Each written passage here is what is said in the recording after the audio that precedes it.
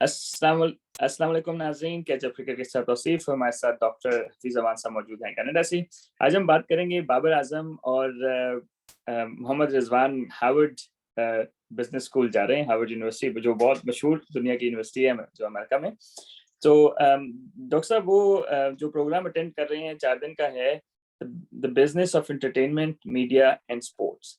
तो ये generally talent और जो टैलेंट को मैनेज करते हैं, टैलेंट मीन स्पोर्ट्समैन और एक्टर्स या जो भी हैं, इन लोगों को मैनेज करते हैं और ओवरऑल पूरी जो ब्रांड है, इंडिविजुअल ब्रांड्स और ब्रांड मैनेजमेंट और एवरीथिंग। तो सबसे पहले आप ये बताएं कि कोर्स के बारे में हमें थोड़ा सा और बताएं कि कोर्स है क्या, और क्योंकि आप भी एक एकेडमिया से ताल्लुक रखते हैं तो आप बताएं कि इसका इम्पैक्ट क्या होगा। तो सबसे पहले हमें बताएं कि कोर्स है क्या जो बाबर और रिजवान अटेंड कर रहे हैं। जी, थैंक यू वेरी मच। सबसे पहली बात तो ये है कि ये कोर्स बेसिकली डिज़ाइन ही इस तरह किया गया है कि जिसमें कोई स्पोर्ट्स या एक चीज़ है नहीं। एंटरटेनमेंट बहुत ब्रॉडर पर्सपेक्टिव, बहुत ब्रॉडर टर्म है, यूँ कह लें आप उसमें। तो उसमें हर चीज़ आ जाती है, जिसमें इवन नाइट लाइफ़ भी आ जाती है, स्पोर्ट्स भी आ जाती हैं, म्यूज़िक भी आ जाता है, म्यूज़िक बजाने वाले भी आते हैं, म्यूज़िक क्रिएट करने वाले भी आते हैं और गाने वाले भी आ जाते हैं। इसी तरह टैलेंट, उन्होंने जनरल वर्ड एक इस्तेमाल किया है, टैलेंट। टैलेंट डज़न्ट मीन कि only you can play the cricket. इसलिए है कि आप मैनेजर बनना है, आपको मैनेजर बनना है, आपको प्रोड्यूसर बनना है, आपको गेमिंग इंडस्ट्री जो पूरी की पूरी है उसके साथ कहीं भी इन्वॉल्व होना है, तो ये प्रोग्राम उनके लिए डिज़ाइन किया गया है। तो that is very interactive kind of programme. और इसमें बेसिकली उन तमाम चीज़ों को किसी न किसी लिहाज से, अगर मैं बिल्कुल मुख्तसर और एक लाइन वन लाइनर बताऊँ, तो तमाम स्ट्रैटेजीज़ को कहीं न कहीं बिज़नेस के साथ रिलेट किया गया है कि इकोनॉमिकली आप उस टैलेंट से और आप उस जो आपका कद है, जो स्टेचर है, उसको आप फाइनेंशियली कैसे मैक्सिमाइज़ कर सकते हैं। अच्छा डॉक्टर साहब, अब अगला सवाल मेरा आपसे ये है, आज मैं सवाल ज़्यादा पूछूँगा आपसे। वो ये है कि ऑब्वियसली जिस तरह हम कोई भी ब्रांड है ना, कोई भी बंदा है, ब्रांड है, सही है? तो उसकी कोई भी एक्टिविटी होती है, उससे इम्पैक्ट पड़ता है और लोगों पे, ठीक है? जिस तरह फैन फॉलोइंग्स हो गई, जो कुछ भी है। अगर वो कोई ऐसी हरकत हो जाती है, जिस तरह इन पास्ट हुआ कि हमारे कोई प्लेयर ड्रग्स में या मैच फिक्सिंग में इस तरह इन्वॉल्व हो गए, तो उससे उनका तो नुकसान हुआ, लेकिन इंडस्ट्री का बहुत ज़्यादा नुकसान हुआ, ठीक है? ब्रॉडर सेंस में हम अगर कहें कि अगर बाबर आजम और रिजवान अपने आप को बेहतर मैनेज करना चाहते हैं और बेहतर अपने आप को प्रेजेंटेबल बनाना चाहते हैं, तो it's not just them, it is Pakistan cricket, their franchises, the whole industry is impacted by, can impact by this, right? तो आपको लगता है कि इस वजह से इनको ज्यादा बेनिफिट है या फिर कोई और रीजंस भी हो सकते हैं कोर्स अटेंड करने में? फर्स्ट ऑफ ऑल तो मैं कहूँगा कि congratulations to Pakistan cricket board, और आपको भी कांग्रेचुलेशंस इसलिए करूँगा कि कैचअप क्रिकेट ने कल ही एक प्रोग्राम अपलोड किया कि हमारे हमारे जो प्लेयर्स हैं उनकी ग्रूमिंग की ज़रूरत है, उनको एजुकेशन की ज़रूरत है, उनको बेहतर प्लेटफ़ॉर्म की ज़रूरत है। और अभी मेरा ख़्याल है कि 12 घंटे भी नहीं गुज़रे इस प्रोग्राम को और साथ ही ये न्यूज़ आ गई। जो फॉर मुझे नहीं उम्मीद थी कि कैचअप क्रिकेट को पीसीबी, पाकिस्तान क्रिकेट बोर्ड, इतना क्लोज़ली फ़ॉलो करता है। तो वेरी गुड फॉर अस। तो खैर, अदर पॉइंट के बिल्कुल सही बात आपने कही कि ये इन दोनों का, ये 2 फिगर्स हैं। ये बाबर आज़म या रिज़वान चूँकि हमारे सुपरस्टार्स हैं क्रिकेट में और क्रिकेट ही हमारी सबसे बड़ी सपोर्ट है। तो ये एक हमारे यहाँ, जैसे हमने कल भी बात की थी कि भीड़ चाल, गो के वो नेगेटिव टर्म्स में इस्तेमाल होता है, लेकिन यहाँ पॉजिटिव में भी हम इस्तेमाल कर सकते हैं कि इनके देखा-देखी बहुत सारे लोग इस तरफ को आएँगे। ये एक इंडस्ट्री के साथ समझ लें कि ये पहला कतरा है। इन इसको देख के सिर्फ पाकिस्तान क्रिकेट बोर्ड ही नहीं, मेरे ख्याल पाकिस्तान हॉकी फेडरेशन भी, पाकिस्तान जो बॉक्सिंग फेडरेशन भी, कबड्डी भी, सारे के सारे लोग इस तरह लेके आएंगे कि ताकि हमारे ब्रांड्स को, जो नाम है, उनको ब्रांड्स में कन्वर्ट कर दिया जाए। बाबर आजम क्रिकेटर से बाबर आजम एक ब्रांड बन जाए। ठीक है, बिनियामीन मलिक जो कबड्डी के बहुत बड़े प्लेयर हैं, वो कबड्डी के प्लेयर से हटके एक पूरी दुनिया में पहचाने जाएं एक ब्रांड के तौर पर। जैसे कि हमारे यहाँ मतलब नॉर्थ अमेरिका में अगर मैं बात करूं, तो जो प्लेयर्स होते हैं, अरे वो एक स्पोर्ट के प्लेयर होते हैं, कोई बास्केटबॉल का प्लेयर है या जैसे बेसबॉल का प्लेयर है या आइस हॉकी का प्लेयर है, लेकिन वो वक्त के साथ साथ जो जो ग्रूम होता जाता है, तो वो अपने टैलेंट को पॉलिश करता जाता है, तो वो एक हाउस होल्ड नेम बन जाता है। तो मेरा ख्याल है कि ये प्रोग्राम भी कुछ ऐसा ही डिजाइन किया गया, क्योंकि शॉर्टर प्रोग्राम है, क्रैश क्रैश कोर्स कह सकते हैं इसको। 4 दिन का प्रोग्राम है, तो मेरा ख्याल है कि ये एक बहुत ही बड़ा स्टेप भी है बाबर आजम और रिजवान के लिए, तो है ही है, बेसिकली पूरी नेशन के लिए है मेरे ख्याल।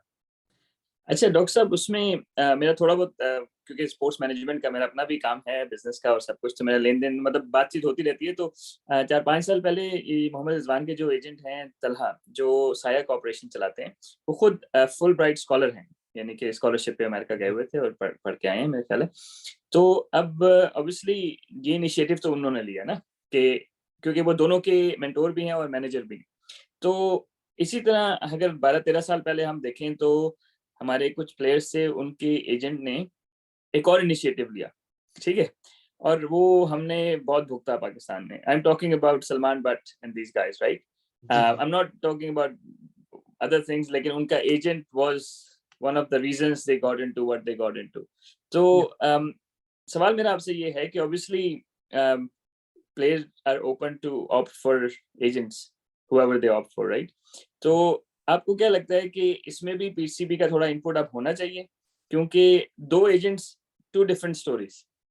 रिजवान, जब when he was with Talha, he started off with Talha, he was nowhere and he's groomed him in the right way. Rizwan की कोई controversies नहीं नजर आएंगी, कुछ भी नहीं आएगा, और फिर बाद में he took up Babar Azam as well, and you can see that Babar Azam is more like almost reformed personality. अगर 3-4 साल पिछले देखें तो बाबर आजम परफॉर्म तो कर रहे हैं, लेकिन he comes across quite mature या against the media. तो आपको लगता है कि पढ़ा लिखा और अच्छा एजेंट होना अच्छे एजेंट से भी फर्क पड़ता है?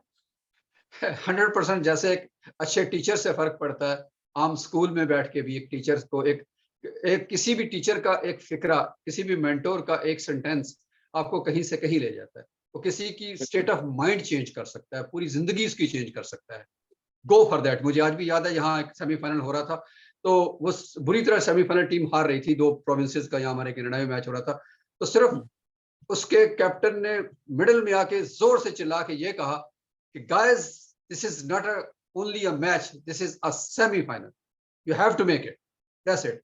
वो मैं अंपायरिंग कर रहा था, तो मुझे आज भी उसकी उस फिक्रे की गूंज मेरे कानों में आज भी महसूस मैं करता हूँ। तो एक सेंटेंस आपकी चीज को चेंज कर सकता है। तो मेरा ख्याल है कि एक बेहतर मेंटोर या एजेंट, जैसे आपने लफ्ज यूज किया, बस एजेंट मुझे लफ्ज बड़ा अजीब सा लगता है, तो उसके लिए उसमें उसमें वो इंश्योरेंस एजेंट भी आ जाते हैं और बहुत सारे एजेंट आ जाते हैं ना।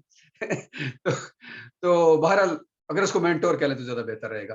तो हाँ, नहीं एनीवेज नहीं, बेसिकली नहीं डॉक्टर साहब, वो एजेंट इसलिए वर्ड यूज करते हैं कि प्लेयर एजेंट्स होते हैं ना, ठीक है? ठीक है। तो जो टर्म यूज होती है ना क्रिकेट में, वो प्लेयर एजेंट ही है। यानी कि ठीक। प्लेयर एजेंट्स को ICC and not ICC but जो क्रिकेट बोर्ड्स होते हैं वो अप्रूव करते हैं ना। जी तो जी। मैं भी एजेंट रहा हूँ, तो इसलिए मुझे पता है प्लेयर एजेंट का ये होता है कि आपको अप्रूवल चाहिए होता है क्रिकेट बोर्ड से, जिनके जी प्लेयर्स जी आप को जी रिप्रेजेंट करे। बेसिकली एजेंट रिप्रेजेंट्स यू ना। तो जी जिस तरह हमारे यहाँ ना कि एक लतीफा है, बहुत छोटा सा सुना देता हूँ, कि जिस तरह वो एक चांद पे वो गए तो उन्होंने देखा तो अपने लोग धोती में फिर रहे, किस तरह पहुंच गए, वो कह एजेंट सट गए। तो आई गेस कि अगर बाबर आजम और रिजवान ऑन टॉप हैं तो उनको भी शायद एजेंट सट गए, क्योंकि I we must appreciate the right things because no one knows about him, समझ यस रहे हैं? तो yes. I think this is very good, मैंने is done a great job. Doctor साहब, आखिरी सवाल आपसे ये करूंगा, और आप you can take your time in answering it. हमारा media, they are always looking for controversies, और शायद लोग देखना भी ये चाहते हैं कंट्रोवर्सीज, किसी को जवाब दे दिया, किसी को मुंह तोड़ जवाब दे दिया, किसी की बेइज्जती कर दी, XYZ। इस सारे माहौल में, और that's our media, generally around the world media ऐसा ही है कि कंट्रोवर्सीज ढूंढता है, लेकिन हमारे मीडिया थोड़ा सा ज्यादा ढूंढने की कोशिश करते हैं, छोटी सी बात को बड़ा बनाने की कोशिश करते हैं। तो आपसे मेरा सवाल ये है कि इस तरह के जो अटेंड करेंगे कोर्स या जो प्रोग्राम अटेंड कर रहे हैं, जो हमारा मीडिया है, जो बाबर और रिजवान या और भी हमारे क्रिकेटर से तंग करता है, तो do you think it will benefit these guys to grow more patience against those people and how to respond to them? 100%। ये तो 100% करेगा ही करेगा। जैसे कि थोड़ा सा अरसा पहले एक हमारे दोस्त शुएब जट ने क्वेश्चन किया था, तो बाबर बड़े खामोशी से उठ के चले गए। गो कि उसका वो बाद में मालूम हुआ कि वो कुछ ऐसा नहीं था, उसको काट पीट के कुछ थोड़ा सा इस तरह बनाया गया था, लेकिन बहरहाल कुछ ना कुछ उसमें कंट्रोवर्सी क्रिएट करने की कोशिश की गई थी। तो बाबर, मेरा ख्याल है कि इस प्रोग्राम के बाद और ओवरऑल भी जिस जिस लेवल पर वो पहुंच चुके हैं, मेरा ख्याल है कि वो यकीनन इसको बेहतर परफॉर्म करने की कोशिश करेंगे, और उनको समझ आएगी कि ये अपने आप को कंट्रोल, कूल एंड काम कैसे रखना है। बल्कि मैं इसमें अगर इजाफा कर दूं, अगर बाबर और रिजवान के साथ साथ पाकिस्तान क्रिकेट बोर्ड, गो कि इसका काफी ज्यादा महंगा प्रोग्राम है, $10,500 US डॉलर का यकीनन प्रोग्राम है, और उसके ऊपर मेरा ख्याल है कि शायद इसके अकोमोडेशन वगैरह शायद सेपरेट है। नहीं, इसमें इंक्लूडेड है, एकोमोडेशन सॉरी और इंक्लूडेड। खाना पीना इंक्लूडेड है। अच्छा, फिर भी बहरहाल ये सहाफ़ियों के लिए शायद थोड़ी बड़ी अमाउंट हो, लेकिन अगर पाकिस्तान क्रिकेट बोर्ड एक-एक, दो-दो करके सहाफ़ियों को भी, जर्नलिस्ट को भी, स्पोर्ट्स जर्नलिस्ट को एटलीस्ट वहाँ भेजना शुरू कर दे ऐसे ही प्रोग्रामों में, तो उनको उनकी भी ग्रूमिंग हो जाएगी कि सवाल कैसे करने हैं। ये सिर्फ सही। ज़रूरी नहीं कि बाबर या रिज़वान जवाब कैसे देते हैं, उनको भी चाहिए हम्म। कि सवालात को वो बेहतर तरीके से ट्रिम कर सकें। अच्छा नाज़रीन, इसमें थोड़ा-सा मैं ऐड करता चलूँ कि मैं थोड़ा-सा मैंने बाहरी एमबीए किया, तो हम थोड़ा-सा इस तरह इंटरैक्टिव सेशंस में बैठे और डिस्कशंस इस तरह होती हैं। तो उसमें मुझे सबसे अच्छी बात ये लगी कि उसमें केस स्टडीज़ होती हैं। तो केस स्टडीज़ बाज़ का एक्सटर्नल होती हैं, बाज़ का इंटरनल होती हैं। तो इंटरनल में ये है कि I am most likely Babar या रिज़वान में से एक केस स्टडी होगा इन 4 दिन में, ठीक हुँ, है? और उसमें सबसे अच्छी बात ये है कि जब ये उनको बताएँगे कि उनके क्या एक्सपीरियंसेस हैं और हुँ, लोग उस केस स्टडी को देखें, जो लोग $10,500 यूएस डॉलर लगा के आ रहे हैं वो यूजुअली एस्टेब्लिश्ड मीडिया में होंगे या टैलेंट होंगे, तो they are all experienced people, right? And the um, people who have done well. तो उससे ये होगा कि बाबर और रिजवान को बड़ा डिफरेंट पर्सपेक्टिव भी मिलेगा, and I said most likely both of them, if not one of them, would be the case study as well. क्योंकि इसमें होता है ना, वर्कशॉप जिस तरह की होती हैं तो मुख्तलिफ केस स्टडीज करते हैं। तो आई पर्सनली थिंक कि इसमें से काफी सारी नई चीजें वो सीख के आएंगे, और we will see even better like more improvement from both of them. Right now they're conducting themselves well, probably because of their agent या मेंटोर। या लेकिन राइट, आई थिंक कि इसमें जब केस स्टडी करेंगे, क्योंकि उन जो लोग वहां आए होंगे ज्यादातर को क्रिकेट का पता नहीं होगा, which is a good thing, hmm, ठीक है? दे वोंट या be seeing them as cricketers, they would be seeing as a talent, right? तो दैट्स राइट। उसमें इनको अच्छी इनपुट मिलेगी। डॉक्टर साहब, आखिर में कुछ ऐड करना चाहेंगे आप? जी, बिल्कुल, एक तो क्वेश्चन मैं आपसे करना चाहूँगा, एक दूसरा मैं अच्छा। एजेंट वाली बात भी क्लियर कर दूँ कि मैं बेसिकली लिटरेचर का स्टूडेंट हूँ, तो लिटरेचर वाले लफ्ज़ों का ना बड़ा वो कोशिश करते हैं कि मुनासिब इस्तेमाल किया जाए। तो सही इसलिए सही। कुछ ऐसे लफ्ज़ ना हो सकता है ये बिज़नेस एक्टिविटी में वहाँ उन मॉड्यूल में ये कोई अनोखी बात ना हो, ये लफ्ज़ बड़े आम से हों, लेकिन हमारे यहाँ इसकी ज़रा ख़्याल रखा जाता है। एनीवेज़, तो मेरा सवाल ये है कि जो बाबर और रिज़वान के हवाले से ख़ास तौर पर, वैसे तो ख़ैर ये बहुत सारे, सिर्फ़ यही नहीं, अब यूरोप से भी यकीनन बहुत सारे लोग आते होंगे, जिनकी फर्स्ट लैंग्वेज इंग्लिश नहीं है। साउथ जी अमेरिका जी। से आते होंगे जिनकी स्पेनिश है, या जो वहाँ पे जैसे ब्राज़ील में पोर्तुगीज़ बोली जाती है, यूरोप में हर हर मुल्क में अपनी-अपनी ज़ुबान बोली जाती है, तो वो भी वहाँ पे होंगे। लेकिन फिर भी अगर इन तमाम को मैं इकट्ठा करूँ तो लैंग्वेज कहाँ तक बैरियर हो सकता है इन दोनों की सीखने में? सब आप बताएँगे मुझे? देखिए, जिस तरह फुटबॉलर हैं, काका जो हैं, उन्होंने भी अटेंड किया हुआ है ये कोर्स ना, मतलब यही प्रोग्राम। तो आई जी, थिंक कि ज जो लोग कंडक्ट कर रहे होते हैं ना, क्योंकि देखें, this is not like a academia course, like ये कोई यूनिवर्सिटी डिग्री तो है नहीं कि उन्होंने जी, जो है ना वो एक खास। तो इसमें जो होता है, जो कंडक्ट कर रहे होते हैं इंडस्ट्री के लोग भी होते हैं और जो एक्सपीरियंस एकेडेमिया में होते हैं, तो दे नो कि ये किस तरह कहाँ से लोग आ रहे हैं, ठीक है? एंड दे वुड रिज़वान तो खैर, रिज़वान तो थोड़ा, बाबर भी ठीक है, लेकिन रिज़वान तो पढ़ा लिखा भी है। और उनके साथ जो उनके एजेंट हैं, अगेन उनके जो मेंटोर हैं तलहा, वो भी हैं, और he is a Fulbright scholar obviously. But I don't think language is only a barrier when um, things are run differently, like, right? So in जी, this scenario, I don't think language becomes a barrier, as long as Babar और रिजवान बहुत ज्यादा शाय ना हो, ठीक है? क्योंकि जब वो केस स्टडी करेंगे ना तो इंटरेक्टिव होता है। आप you yeah, have to answer something, you have to say something, you can not yeah, stay quiet, right? Yeah, class में ये होता है कि आप पीछे चुप करके बैठे रहें तो लेक्चर हो गया। इसमें इस तरह नहीं है, it's not like a lecture kind of thing, right? वो स्लाइड्स चल रही होंगी, डिस्कशंस हो रही होंगी, फिर आपसे इनपुट लेनी है, maybe some group task भी होंगे। तो आई थिंक कि जिस तरह यूरोपियन फुटबॉलर्स हैं जो इंग्लिश नहीं बोल सकते, उन्होंने भी अटेंड किया है, साउथ अमेरिकन फुटबॉलर्स ने अटेंड किया है। तो I don't think that will be an issue, as long as ये शाये भी होंगे ना, तो जो कंडक्ट कर रहा है ना, उसको पता है कि इनसे किस तरह बात निकलवानी है। या, समझ रहे? दैट्स राइट, तो या, I think eventually they will gain something out of it. I personally don't think language, I think language is a barrier, but I don't think that will be big of an issue, especially with their mentor around. Right. और एक quick सा question ये है कि मेरा ख्याल है कि नाज़रीन के ज़हन में ये सवाल यकीनन होगा कि ये सिर्फ़ 4 दिन का प्रोग्राम है। जैसे हमारे जी यहाँ जी। वो एफएससी की तैयारी या वो जो है ना मेडिकल एंट्री टेस्ट का क्रैश प्रोग्राम होता है 2 महीने में जल्दी से जल्दी डॉक्टर बन जाएँ। तो ये कुछ जी मुझे लगता है कि हालाँकि मैं आउटलाइन देख रहा था तो काफ़ी भारी भरकम है ना, बज़ाहिर जी देखने में। जी जैसे जी लेकिन जी। आपने कहा कि इंटरैक्टिव है तो शायद हो सकता है उसका ज़ाहिर उन्होंने हम्म। डिज़ाइन ऐसे ही किया है। फिर भी 4 दिन क्या काफ़ी होते हैं एक कोर्स को ख़त्म करने के लिए और सीखने के लिए दोनों चीज़? हाँ, देखिए डॉक्टर साहब, उसमें जो हर दिन की एक्टिविटी है ना, वो प्लान करते हैं इस तरह, ठीक है? क्योंकि ये ज़्यादातर लोग वो लोग अटेंड कर रहे हैं जो लोग बहुत बिजी हैं, ठीक है, जो लोग वैसे उनके पास इससे ज़्यादा टाइम होगा भी नहीं, ठीक है। तो जो बिजनेस के इस तरह हमने, जिस तरह मैं एडिडास के हेडक्वार्टर्स गया तो उन्होंने 3 घंटे में हमें पूरा बिजनेस मॉडल बता दिया, सीएफओ ने उनका, ठीक है। हालांकि एडिडास बहुत बड़ी कंपनी है, लेकिन जो बात हमें इंफॉर्मेशन हमें चाहिए थी वो उन्होंने 3 घंटे में हमें, और हमने उनसे सवाल जवाब किए, 3 घंटे में सारा वो खत्म हो गया, ठीक है। तो सिमिलरली यहाँ पे ये होगा कि उन्होंने डिजाइन इस तरह किया होगा, देखें सुबह अगर आप फ्रेश हैं तो सुबह का एक्टिविटीज और होगी, दोपहर की और होगी, शाम की और होंगी, एक वो पैटर्न से चलते हैं, सही है। इसी तरह ग्रुप टास्क जो है वो, एक तो वो जितना आपका दिमाग एब्जॉर्ब कर सकता है ना, और आई एम श्योर कि उससे 19-20 they would have designed it that way, right.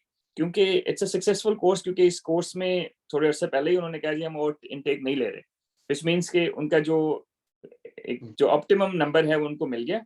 अब उन्होंने कहा आपने ये कोर्स अटेंड करना है तो नेक्स्ट ईयर कर सकते हैं, नेक्स्ट ईयर भी 29 मई से स्टार्ट होगा, इस साल में कल 31 से हो रहा है। तो आई थिंक जो एसेंस है ना कोर्स का, वो इसमें 4 दिन में वो कवर कर लेंगे।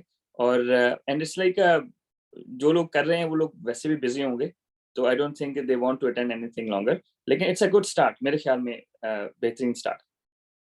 जी, बहुत अच्छा। और ये मैं भी जाते जाते ये कह दूं कि मेरा ख्याल है कि अगर इसी तरह की एक्टिविटीज हमारी जैसे कदम यूनिवर्सिटी मेरे जहन में आ गया, इस्लामाबाद से है, इस तरह पंजाब यूनिवर्सिटी है, इसी तरह नस्ट है, इस तरह फास्ट है, बहुत सारी यूनिवर्सिटीज हैं हमारे यहाँ जो अच्छा परफॉर्म कर रही हैं।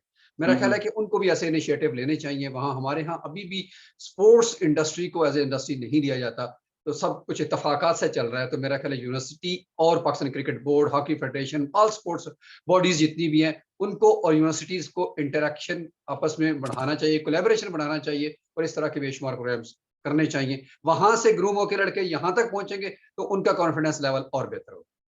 हाँ जी डॉक्टर साहब, और एक और चीज़ है कि 2005-6 में डॉक्टर नसीम जो एक बने थे, Naseem Ashraf.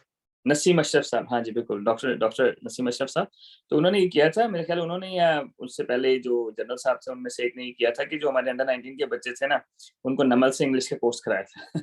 Very good, So बहुत अच्छा। that's more to do with developing your language, and this is more to do with developing your behavior and everything. So both Yes. are equally important. लेकिन I think कि जो sportsman की जो है ये side बहुत ज़्यादा इग्नोर होती है, और इसकी वजह से ही क्रिकेट को बड़ा नुकसान होता है। और आई पर्सनली थिंक कि जो इस तरह की पर्सनल डेवलपमेंट की चीज़ें हैं प्लेयर्स की, that should be responsibility of the cricket board and responsibility of their franchises.